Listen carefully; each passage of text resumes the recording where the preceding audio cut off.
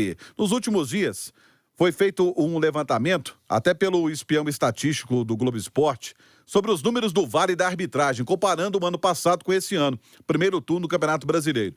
Os números apontam uma piora e um aumento nas intervenções da arbitragem nos jogos. Para você ter uma ideia, em 2021 tivemos 87 revisões, esse ano 103. Para quem está nos acompanhando pelo canal da Itatiaia no YouTube, está vendo aí então os números. A mudança de decisão de 78 para 97.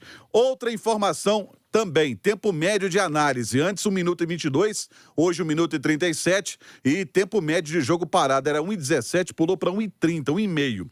Outra informação importante é dos árbitros mais corrigidos pelo VAR em 2021. O líder é o Ramon Abate Abel, com 10, seguido pelo Luiz Flávio de Oliveira, Anderson Daronco, Wilton Pereira Sampaio com 7, Marcelo de Lima Henrique, Bruno Marleu, Sávio Pereira Sampaio com 6, Braulio da Silva Machado, Rafael Klaus, Leandro Pedro Voaden e Jefferson Ferreira de Moraes com 5 correções cada um. E vamos também trazer aqui na Itatiaia o nosso Márcio Rezende de Freitas. Porque, Márcio, como você está vendo esse momento atual da arbitragem no futebol brasileiro? Romano, é complicado, né? A gente vê, o VAR é uma ferramenta que não tem volta, né? É uma ferramenta útil que veio para realmente ratificar o resultado que acontece no campo de jogo, auxiliar os árbitros da melhor maneira possível, se bem utilizada.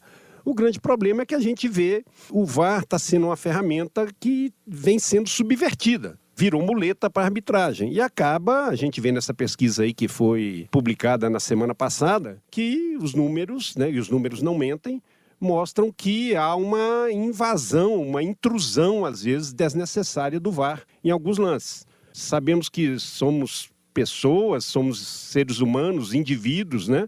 E cada um age de uma forma, interpreta de uma forma, então isso acaba complicando. Muitos chamam excessivamente, outros, quando tem que chamar, não chamam, e os árbitros, alguns se sentem invadidos, né? Porque eventualmente terão que mudar a sua decisão e parecem que, principescamente, aquela decisão que eles tomaram no campo não deve ser mudada.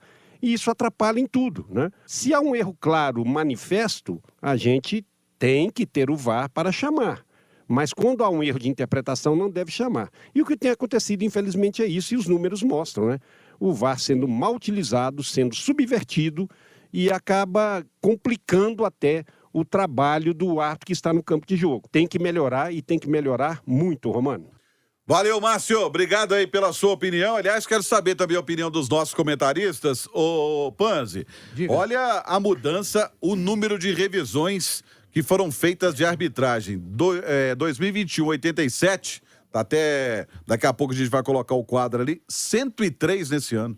Ô, Romano, eu acho que o que a gente tem que discutir não é nem o número de revisões, né? É quando há a revisão e o árbitro segue brigando com a imagem, né? Quando há uma revisão, a coisa fica nítida, a interpretação acaba sendo uma muleta, mas tem gente que briga com a interpretação, com a imagem. Vê o toque e mantém uma decisão de que não houve toque. Vê um penal e mantém a decisão de que não houve o penal. Enfim, eu acho que o mais grave é ver e brigar com a imagem. Esses números também que trouxeram do árbitro que mais foi corrigido, eu acho que ser corrigido não é vergonha. Vergonha é ser chamado para a área, para ver, para o vídeo e errar, mesmo com o vídeo disponível. Eu acho que essa é a vergonha. E para mim a arbitragem piorou muito, principalmente depois que o senhor Luiz Seneme assumiu. Eu já era um crítico ferrenho ao Seneme quando ele era chefe da arbitragem sul-americana. Acho que ele atua muito mais como um chefe do que como um gestor, como líder. Isso não cabe mais, ele amedronta os seus comandados. E os caras vão para campo inseguros, os caras vão para o VAR inseguros, por isso maior demora, por isso chama mais. Para mim, a cobrança tem que ser feita no chefe com caixa alta da arbitragem, seu Luiz Seneme. Ô, Alexandre, e dos vídeo-árbitros, né, aqueles que trabalham na cabine do VAR, o Pablo Ramon Gonçalves Pinheiro foi o campeão 57 vezes, ele parou durante as partidas. E aí, entre eles, nós temos o meu xará, o Emerson de Almeida Ferreira, aqui de Minas Gerais, com 30 paralisações. Você concorda com o Panzi que o problema não é o fato de você parar e corrigir, mas é quem é corrigido não aceitar e brigar com a imagem? Olha, o Romano, não é a utilização do VAR, tá? Mas eu acho que valeria até uma adaptação à regra, porque o problema que a gente tá vivendo, o futebol brasileiro tá com um cenário de um show de simulações. Então, após essa explosão da crise da arbitragem, a coisa piorou. A gente vê nos jogos, o jogador, que o adversário passa longe dele, ele mete a mão na cara e cai no chão simulando pênalti.